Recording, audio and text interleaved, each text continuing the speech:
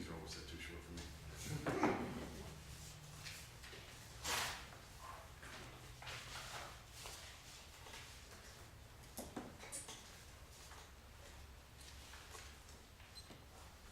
So a man walks into his local bar one day with a head in his hand. At first, the people inside were like, oh my God, that's weird. But then they looked at the head. It was a beautiful young man. Beautiful teeth, wonderful smile, just looking at everybody. A head looking at people. He brings his head and he sits at the bar and he's like, this is my son. It's his 25th birthday. And I'm going to buy him a drink.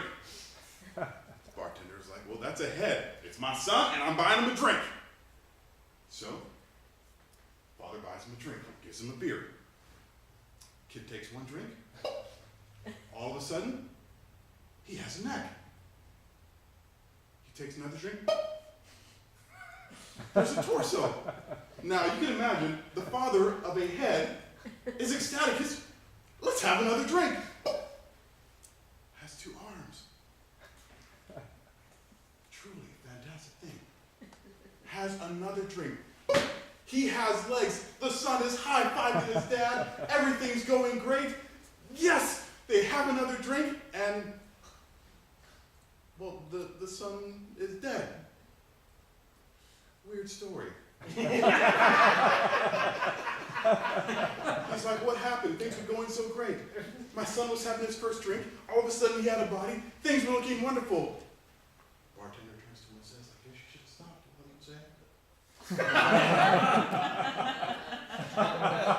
Oh. Yes, I'm sorry, but that is the only alcohol-based joke I know. See, I'm not much of a drinker. Like, I'm a big guy. People assume I can handle my booze and, I got a gut and everything like that. But no, I'm actually kind of a lightweight when it comes to alcohol, which is really funny because my family has some prolific drinkers in it. I'm a foreigner, by the way. I come from Panama. So my family originally comes from the island of Jamaica. So what do we know Jamaica for, right? Rum and Rastafari and that stuff. My grandfather, William Reed, left Jamaica to come work on the canal zone. So obviously, you have a bunch of people sweating all day. There's probably going to be some drinking going on. My grandmother, she was a godly, saintly woman. She came to live with us here in the States, and the woman prayed 4 hours a day. But the woman liked to drink too. But it's interesting because my grandmother, she would sit on the couch, she had her rum, of course, and she would drink her rum, and she would just say the sweetest things to me. I was a little boy, she'd be like, oh, God bless you. Oh, you're so sweet. Oh, I love you so much. So I, as a little boy, I was like, wow, this stuff makes grandma even more loving. This is weird. So, grandma was wonderful, but my mother, also a prolific drinker. My mother used to, she'd be very embarrassed if I told you this. Do you remember a beverage called Almaden? No. It was this really cheap wine that came in these really huge jugs. Like nowadays, they would put them in these like boxes. It'd be the equivalent of box wines, but this is like in the 80s. So my mother, she would grab a big jug of Almaden and go over to her friend's house, and I would be outside playing with my friends, and they would just be in there laughing it up. Just about every day. It was a weird situation. And my mother still liked to drink. I mean, every day she worked hard. She came home and for any reason at all, hey, Mom, I got over to school. Let's have some champagne. Of course, my brother, he was the straight one in the family. He told her, you know what, Mom? I don't think what you're doing is right. You should stop drinking. I would never drink as much as you do. Alcohol is so bad for your body. Do you know how unhealthy that is? Of course, my brother, he smoked pot. Cocaine. There's another story about why I never did drugs, because my brother tried them all. But he couldn't drink, because drinking is bad for you.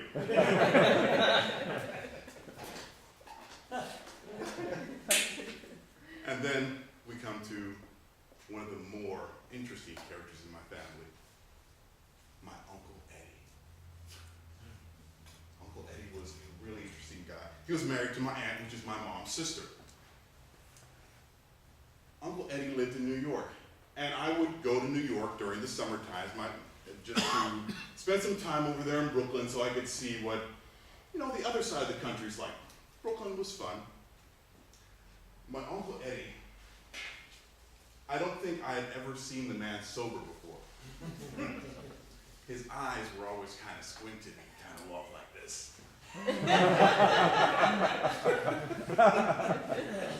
And his voice was just, you say things and it'd just be interesting.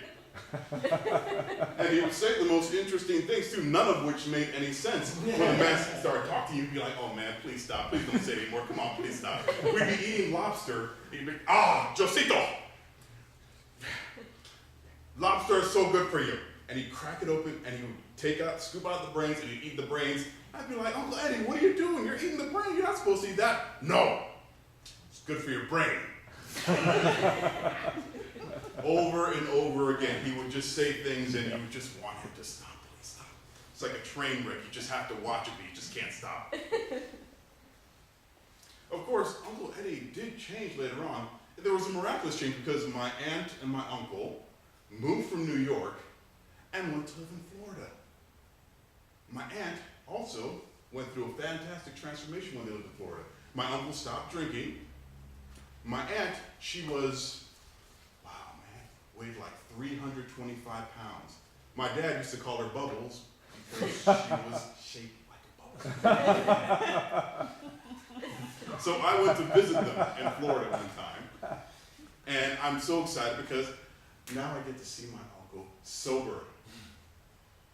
And I've never seen that before, and get to have a good relationship with him.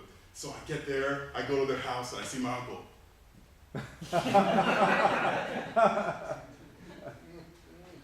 Josito, you can get rid of all those bumps on your face, you just have to grease your face.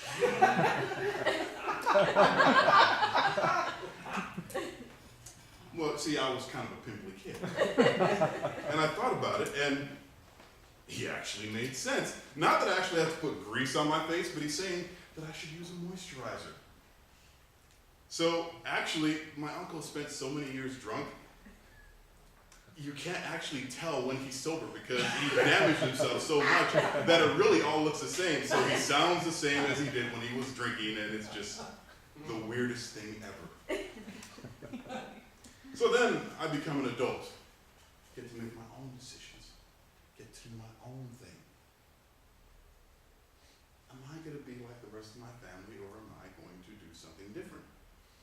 So I turn 21, and all of my friends collude to do what all 21-year-old friends do. Let's take Joe out and get him to drink something.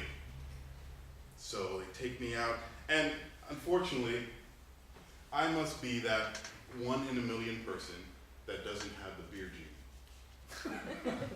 You know, like how you have a gene that helps you like roll your tongue and gives you red hair and, makes you this or that. And for some reason, I just can't get into beer. And I would say it tastes like urine, but then the second question would come, and good for you. That one that you want to answer. One time, though, I did find something interesting to drink. A Long Island iced tea. I'd never drank one of those before. It was delicious. I drank one. I was like, that's great. Let me have another. I got halfway through the second one, and then my neck wasn't working anymore. And I was like, well, this is bad. I started trying to walk, and for some reason, my feet wouldn't line up right. That's when I discovered that I was a lightweight. So unlike all of the Jamaicans and Panamanians in my family, I'm not somebody that can handle their liquor. I have a one drink maximum. So at that point, I became what my wife calls a teetotaler, and drink the favorite drink of my favorite golfer, Arnold Palmer. See, it looks like I'm drinking alcohol, but I'm really not. So I can hang out with people that are drinking alcohol and just let them do their thing, but I'm not going to because, no. All in all, that is why I am not a drinker. I have a one drink maximum, and I probably always will.